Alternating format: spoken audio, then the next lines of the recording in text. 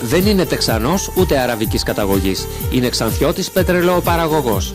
Αποφάσισε να αξιοποιήσει τον βαμβακόσπορο, τον ηλιόσπορο και την ελαιοκράμβη και να δημιουργήσει την πρώτη μονάδα βιοντίζελ στη Θράκη. Αποφασίσαμε να καθετοποιήσουμε το οικοκυστήριο, εφόσον παράγουμε πάρα πολύ βαμβακόσπορο, από εκεί να πάρουμε το λαδάκι του βαμβακόσπορου και να τα κάνουμε βιοντίζελ. Και ήδη βρισκόμαστε στη θέση από αυτή την εβδομάδα να αρχίζουμε να παραδίδουμε στα ΕΛΠΕ βιοντίζελ. Οι υπερσύγχρονες εγκαταστάσεις που επεξεργάζονται τα φυτικά έλαια παράγουν με τον κατάλληλο εμπλουτισμό μεθανόλης και άλλων συστατικών ένα προϊόν που ανταποκρίνεται στις αυστηρές προδιαγραφές που θέτει η Ευρωπαϊκή Ένωση.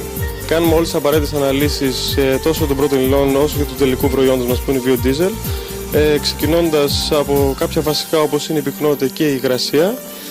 Με αυτό το όργανο μετράμε την οξυδοτική σταθερότητα του βιοντίζελ. Θέλουμε με βάση τα όρια που έχει θέσει η Ευρωπαϊκή Ένωση να αντέχει στους 110 βαθμούς Κελσίου και περνώντας αέρα με ένα ρυθμό 10 λίτρα την ώρα θέλουμε να αντέχει 6 ώρες.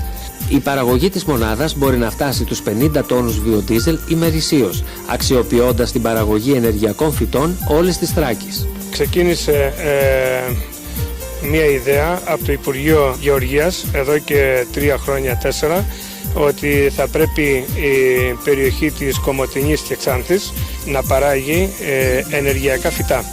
Αυτά πρέπει να διηθούν μονάδες να τα επεξεργάζονται. Τα κατευθύνουμε σε τελικό προϊόν που είναι το βιοντίζελ. Οπότε θα είμαστε σε θέση να μοιράζουμε φθηνό πετρέλαιο σε όλη την αγροτική περιοχή, σε όλα τα αυτοκίνητα που καίνε πετρέλαιο και παράλληλα και σε όλη την βιοτεχνία και βιομηχανία που βρίσκεται μέσα στην πόλη της Ξάνθης και της Κομοτηνής. Ελάχιστη ρήπη για το περιβάλλον, μικρότερο κόστος για τον καταναλωτή και αξιοποίηση της τοπικής παραγωγής ενεργειακών φυτών είναι το τρίπτυχο που εγγυάται επιτυχία σε αυτές τις επενδυτικές δραστηριότητες.